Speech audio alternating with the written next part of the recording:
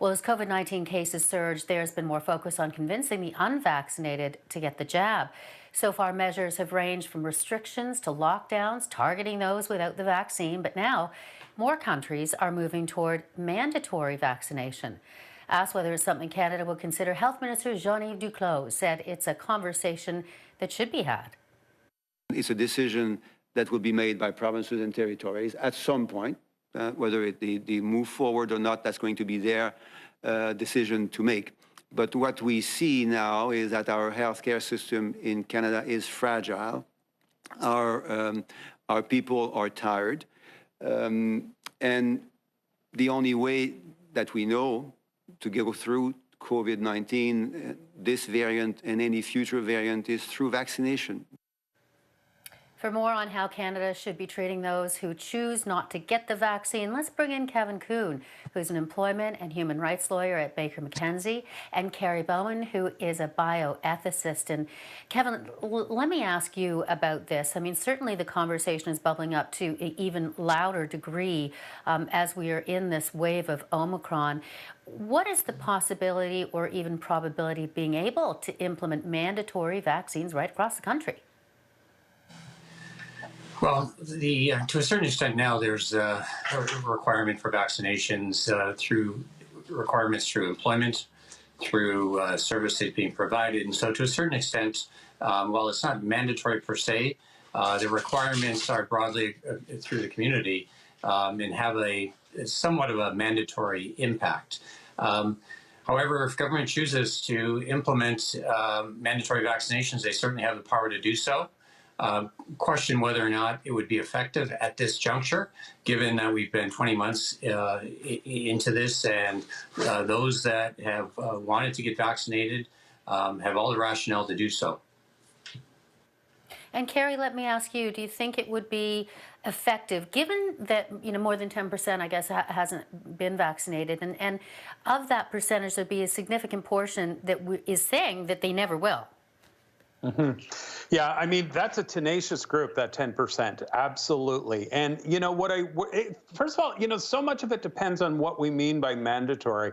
And I've been online today, and every day, I've read as much as I can. And it really is defined differently by different people. But if it's really mandatory, like all aspects of any kind of social interaction require that, including the healthcare system, I'm not convinced a frontal assault is the way to go. I mean, people that aren't vaccinated now, and there's some exceptions to this, are very, very dug in. And a frontal assault, I think, is just going to deepen this problem.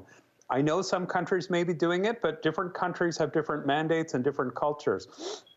I'm not convinced that this is the way forward. I still think there's going to be a percentage of those people that are going to say, okay, now I'm willing. And I think that percentage is going to be, more easily accessed if it's not a giant power struggle. And look, the 20 months in, the 2 years in, well, we're not 2 years into vaccination, but all these fears about all these terrible things that the vaccines may do, it's still theoretically possible that there's long-term sequelae that we're not aware of. But boy, oh boy, none of it has come to be true. The vaccinations are incredibly safe, and they're absolutely the best tool we have. There is a moral obligation. But, ethical language doesn't appeal to everybody. They don't see it that way.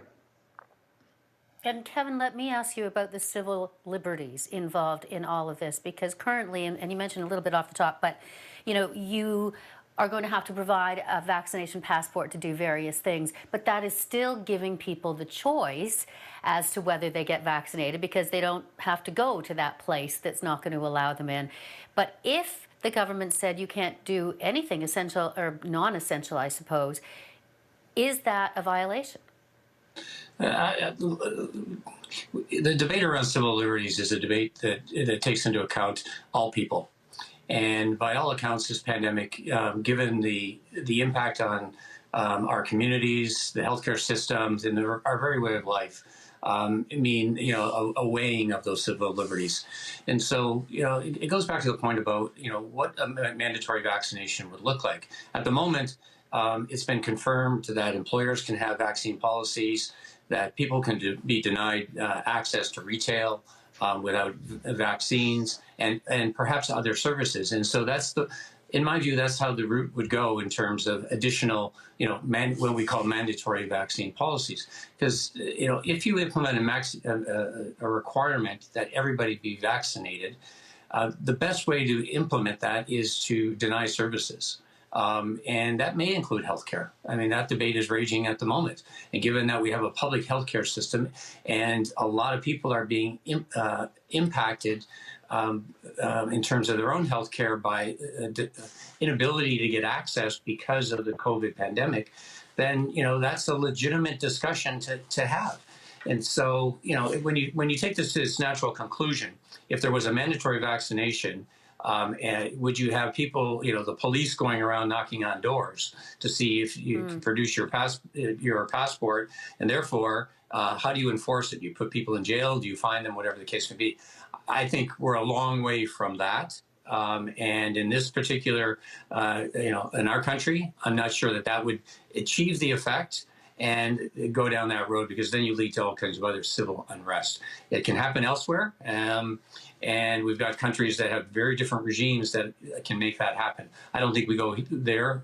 If we want to make it mandatory, you deny additional services, and that we're already there in terms of denying certain services to people that are unvaccinated.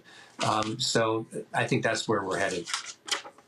Yeah, and I mean, we're pretty much out of time, but I do want to ask about schools. So let's say not mandated, but unless for schools, for kids, what are, let's talk about the ethics behind that, since we already have mandatory vaccine in schools. I guess I'll just ask you quickly, Carrie. Yeah. Yeah, I don't know how much more we can do with schools. We've got a lot, there's a lot more we can do with schools. We have to focus on that as much as we possibly can. When it becomes mandatory for children, then the struggle again comes back to their parents. But look, let me just say, and I'm sure we're close to conclusion, the unvaccinated is absolutely not the greatest threat to us as Canadians at all. The greatest threat to us is the global pandemic, which we don't talk about and we do next to nothing about. That is our huge threat. And, I'm not convinced this is a hill to die on, as they say. I think it'll get better, but I'm not sure. I'm going to be very pessimistic. Getting to 95%, I'm not sure we're ever going to get, any higher than that. We're not at 95, but, we'll have to see. No, and in Canada, we're sitting at about 77% vaccinated. Yeah. We're going to have to leave it there. Kevin Kuhn and Carrie Bowman, thank you very much for joining us. Thank you. Welcome.